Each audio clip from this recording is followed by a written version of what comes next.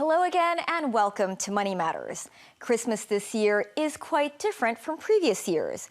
We can't travel or gather in large groups to toast the festive season. So what are the options for celebrations? Money Matters found there is a glimmer of hope for businesses that are working hard to overcome the difficulties caused by the pandemic. Will it be enough to bring them a profit? At this hotel, you'd hardly guess things at their F&B outlets are tough. Their Christmas goodies are selling well. In fact, their hampers may do better than previous years, the same way their Mid-Autumn Festival offerings did. So Christmas is seeing quite a lot of demand already for hampers. Big orders, small orders, corporate orders are still being received, so we're expecting it to be also on par with previous years. Michael Groll, the food and beverage director of this hotel, says they've expanded their festive takeaway menu from just turkey to include new main dishes and, of course, the usual side dishes and other Christmas fare. He says it's possible they'll surpass previous year's takeaway numbers. Throughout the whole year, we've seen strong demand for our famous cake shop offerings, but then also other things that we introduced, roasts, other takeaway dishes.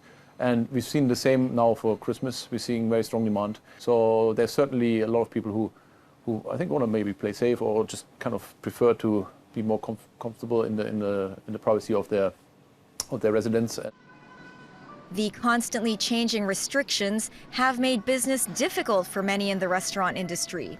Howard Wong, vice chair for the Hong Kong Federation of Restaurants and Related Trades, says out of roughly 24,000 establishments, 2,300 restaurants have shut down this year, although they did see 300 new openings. The restrictions have forced many to lower their prices. On average, we see a lot of the restaurants for dine-in going at least 20 to 30% discount from their regular priced menu. And normally we see Christmas menus are maybe 30 to 40% higher than the normal price, right? So, just from the Christmas menu, it may be reversed back down another 20, 30%. So it's really hard for the industry to, survive at this point. He says that coming into the Christmas season, the industry had planned for 6 people per table, but with group gatherings lowered to 2, customers have had second thoughts.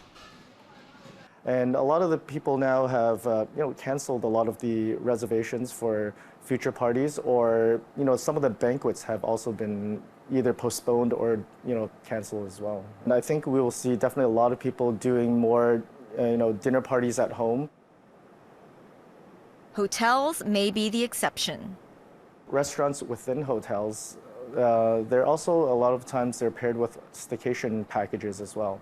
You see a lot of the staycation packages include F&B deals, so they will be able to predict possibly how much business they'll get depending on how many staycations bookings they get. I think the local market is still supporting us very well in the food and beverage, and also of course the staycation business, which has taken up quite well at the hotel. The hotel has a few options for both Christmas and New Year. From a 6-course set menu to their buffets, the prices range from about $1,000 to $3,000. The Christmas pricing is on the level of last year. In general, we've not made major changes to the previous year pricing strategy. I think our guests also confirmed that with their patronage. So, Chef Robin, Yeah. This is part of your Christmas menu offering? It is at the moment, yes. What we have here is a wild free-range pheasant from the UK.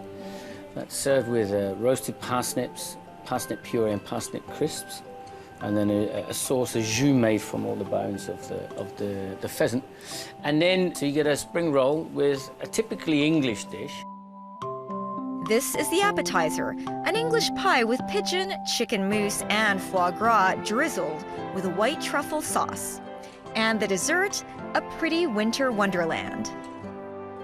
Snowman is made out of ice cream.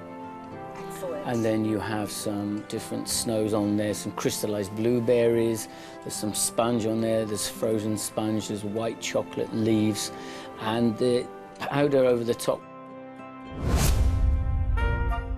It's beginning to look a lot like Christmas at the flower market in Mongkok, with plenty of old Christmas trees and poinsettia too. How lovely are thy branches? The shopkeepers at the flower market have had a rough couple of years because of the protests and the pandemic.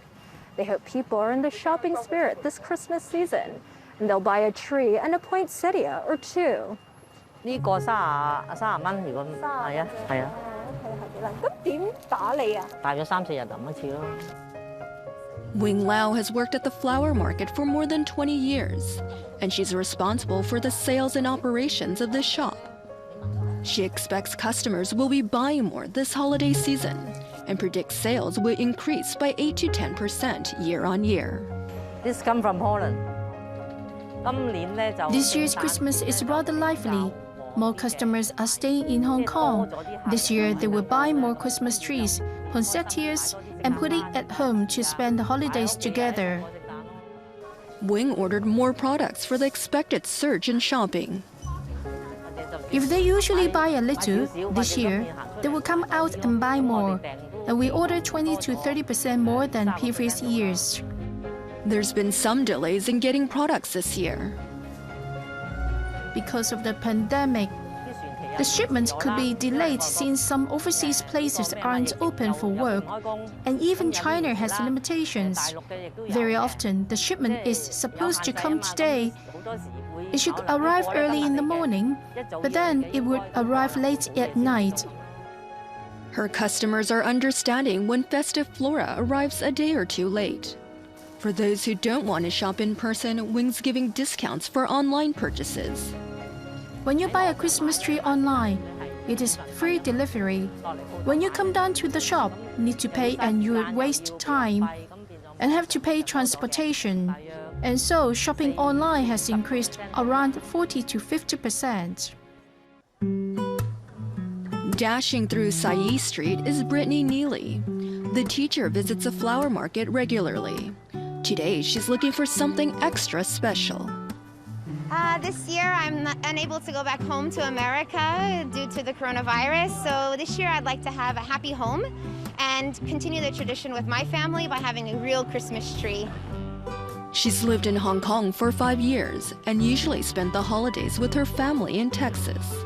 This will be her first time celebrating Christmas in Hong Kong. And she needs to stock up on all the holiday decor and buy gifts for her friends and family. She plans to spend $5,000 to $10,000, at least twice as much as last year. And I can enjoy finding the Christmas spirit around Hong Kong and encouraging and supporting our local shopkeepers as well, because they also need to survive. After scouting out the best deals, she spent about $1,000 on a 5-foot tree, plus delivery. 係啊，嗱咁佢都係到呢度啫嘛，5尺，係嘛？呢啲都冇計，係啦，係啦，係啦。哦，原來送嘅嗰啲。Sunny Lai feels there's a miserly spirit of Scrooge infecting his business this season and expects a drop in sales by 10 to 20% year on year. We think people would be conservative because they don't know what the situation will be. This year, his clients bought fewer flowers and plants, and its sales have slipped 10 to 20% compared to 2019. Usually companies would buy an orchid plant and put it at the reception or entrance to welcome the guests. If there isn't this business interaction, bosses and employees wouldn't buy. In Hong Kong, retail sales dropped by almost 30% in the first 9 months versus a year earlier. Sunny wishes the new year will bring a turn in fortune. In 2021, if the pandemic is over, I trust it would be better than this year. Because once the pandemic is over, everyone will come out. A company needs to do business if they have stopped for so long, so the prospect would be good. Here's hoping that this florist is on Santa's nice list.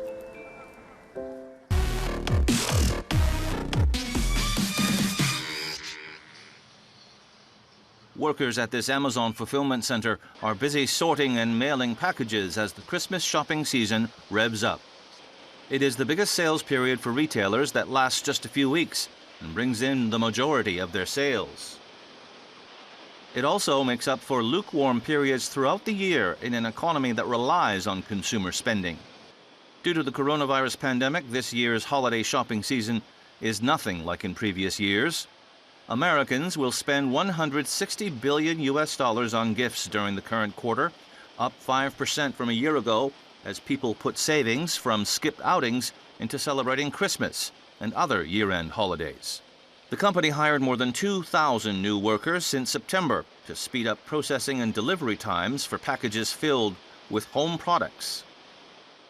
So a lot of customers are shopping home products this year. Home has taken on a whole new meaning. People are spending more time than ever at home. And kitchen products have been a top seller specifically. In the meantime, its rivals, such as Walmart and hundreds of other smaller retailers, are bolstering their online gift lineup, hoping to challenge its dominance as a seller of holiday gifts to homebound shoppers. They spent millions to fulfill orders faster, expand product catalogs, and in some cases, provide free shipping and even subscription services. Coming up on Money Matters, vintage interior design has become a trend in Hong Kong's homes, making the old feel fresh and new. Stay with us.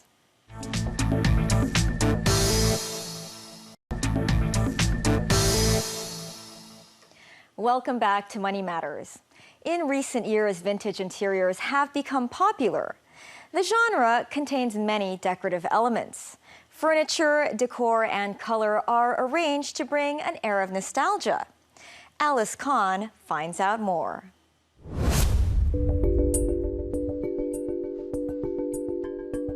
Vintage-style design has spread through homes around the world, but many sometimes confuse it with the clean simplicity of the Scandinavian style. The major difference is the furniture and the decor. Vintage style design is not only antique furniture, fabrics, wooden surfaces or other decor. Household items also contain an antique feel. While the Scandinavian style emphasizes clean lines, minimal decor.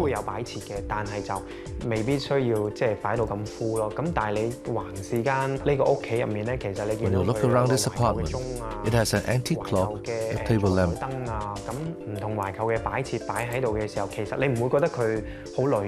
Vintage put this decor together to give a sense of nostalgia, but it's not too busy. This apartment is 900 square feet. There is a woven bamboo panel placed near the entrance to provide a richer texture. It also allows natural light to filter through the space. The main reason is that you will see the living room and dining room from the entrance. Second, this area is darker. The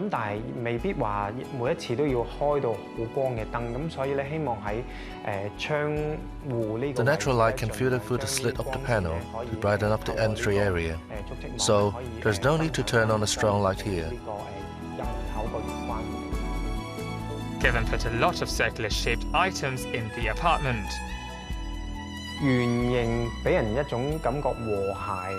Round shapes give people a harmonious feeling. So, I use a lot of circular-shaped items to make the place feel comfortable.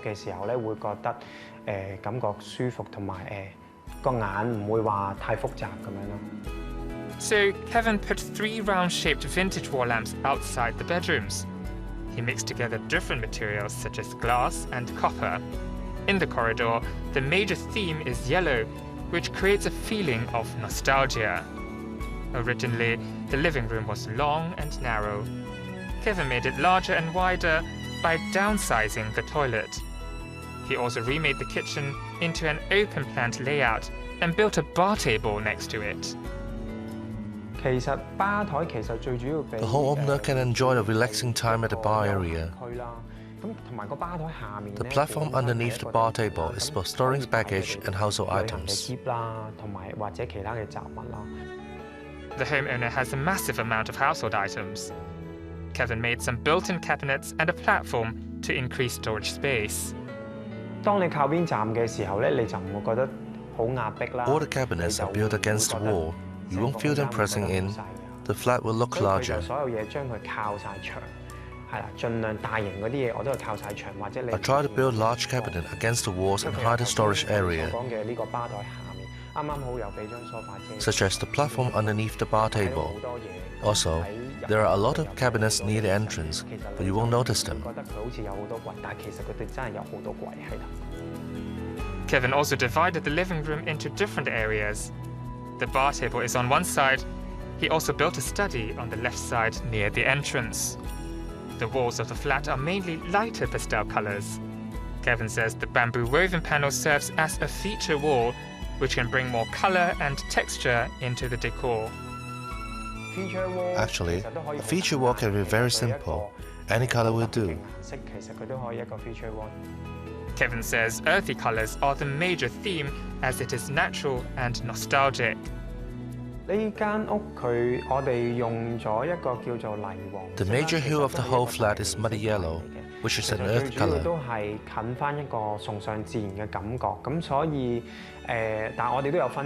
I created some layers of color tones.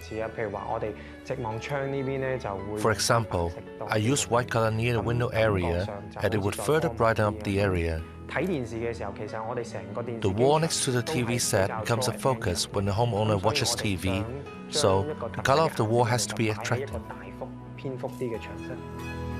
Kevin made a built-in TV cabinet to fit into a hollow of the wall. The TV cabinet is about 40 to 50 centimeters deep because the wall has a 20-meter deep hollow. Then, I made a cabinet to fit into the hollow. It saves more space and the living room looks bigger. Kevin also decorated the open-plan kitchen with retro-patterned floor tiles that separate the kitchen area and the dining area. The homeowner loves these vintage patterned floor tiles. It matches the wooden cabinets in the kitchen,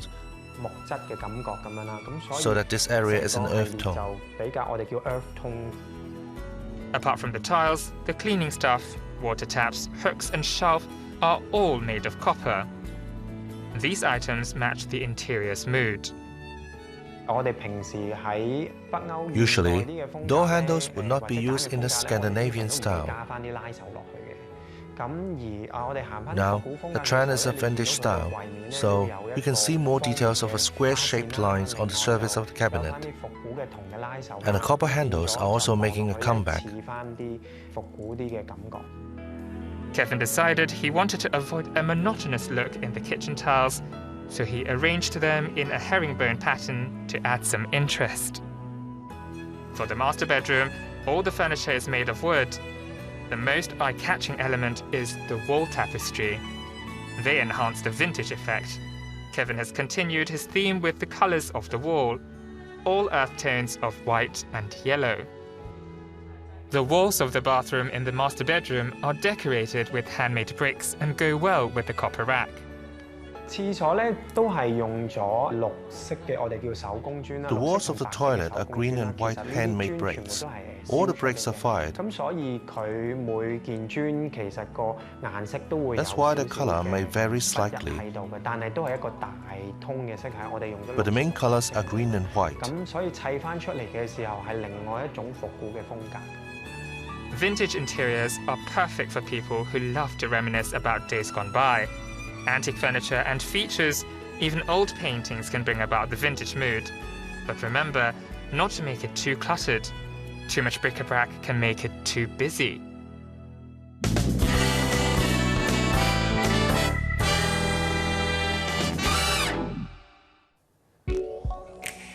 Your typical Christmas tree comes undecorated, so don't go hunting in the woods for one.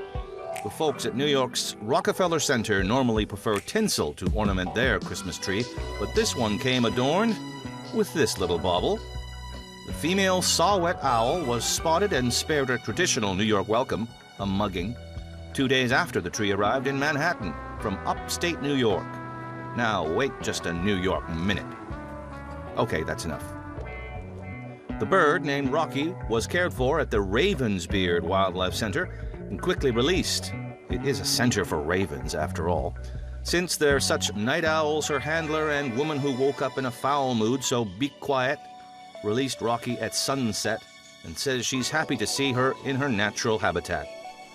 She chose this tree as a replacement. Who knows why? Meet New Kim, a racing pigeon. You can tell because of the stripes. Was bought by a wealthy Chinese pigeon racing fan. For a new supply of feathers, he put down a record price of 1.6 million euros at auction. 2 Chinese bidders operating under the pseudonym Super Duper and Hitman drove up the price as they bid against each other. A real squabble. After the final bid, Super Duper got the hen. That's a fact, not a nursery rhyme with a gruesome ending. It is thought the industrialist behind the pseudonym will breed New Kim. 445 birds were put up for auction, and the overall sale was pushed past 6 million euros. Quite a coup. Sunday's bid was proof again that the once quaint sport that seemed destined to decline only a few years back has a new lease on life. Birds generally live around 15 years, more than enough time to get acquainted before retiring to a pie. Sticking with flying objects, this drone found an unusual sight in Sri Lanka. Footage of a herd of hungry elephants digging through heaps of trash. They rummaged through heaps of plastic, paper, and other trash, picking out wilted bits of vegetables with their trunks. The country's 3 largest landfills are located next to wildlife protection zones. This landfill was created around a decade ago in the middle of an elephant corridor, home to 300 pachyderms. Their diet sees the herd eating plastic along with food scraps, and this is now slowly killing them. In 2019, 361 elephants died. Even in their natural habitat, the proximity of elephants and humans has caused trouble. Human deaths due to elephants number between 20 and 80 per year. There are currently around 7,500 wild elephants on the island, which has a population of about 22 million. That's the show. Thanks for watching. Next time on Money Matters, new flats are opening in the Ma On Shan district. We sent our team of meticulous inspectors to check the layout, design, fit, and finish. See you then. Good night.